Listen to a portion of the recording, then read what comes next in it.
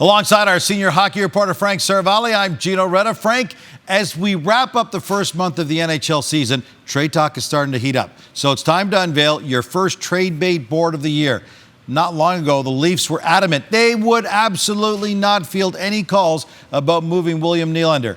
And yet he's number one on your board right now. Why is that? Well, Gino, because it's Halloween and William Nylander is still not in a Toronto Maple Leafs uniform. We're now within 1 month of decision day for the Nylander camp. Either sign a new deal with the Leafs or sit out for the entire season. I don't think there's any possibility that Nylander sits out for the entire season, so that leaves either sign or trade. And as each day passes, I think the possibility for a Nylander trade ratchets up. Teams have been calling the Leafs left and right, trying to pry Nylander out of town. We know that an offer sheet is not an option, and I think Kyle Dubas and the Leafs have been incredibly sincere in their intention not to trade William Nylander. As you said, they've been saying no all along every time a team calls, but until Nylander is in a Maple Leafs uniform and pen has gone to paper on a new deal, he'll remain number one on the TSN trade bait board for the very fact that at this point he remains unsigned.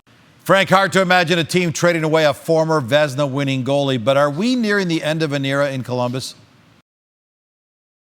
Things certainly seem to be unraveling in Columbus, Gino. You look, and at this point, talks are so incredibly cold between the Columbus Blue Jackets and Sergei Bobrovsky's camp, and then you look at his on-ice performance. It's been frankly horrendous at this point in the season for a former Vezina winner. His save percentage hovering in the 870s before Tuesday night's action. And you look, Joonas Korpisalo is the guy who's been getting the bulk of the Blue Jackets starts. I think the Blue Jackets have been incredibly patient so far with Artemi Panarin, another pending unrestricted free agent, a mega cornerstone for this Columbus team. But moving forward, I wouldn't be surprised if the Blue Jackets became a little bit less patient at a certain point with Bobrovsky. Other teams need goaltenders. You never know what kind of injuries we run into. Bobrovsky, of course, holds all the cards here with his no movement clause and ability to protect where he's moving in a potential situation, but he remains an incredibly important piece to watch as we get closer to February's trade deadline. For Frank's full trade bait board, check out the article here at tsn.ca.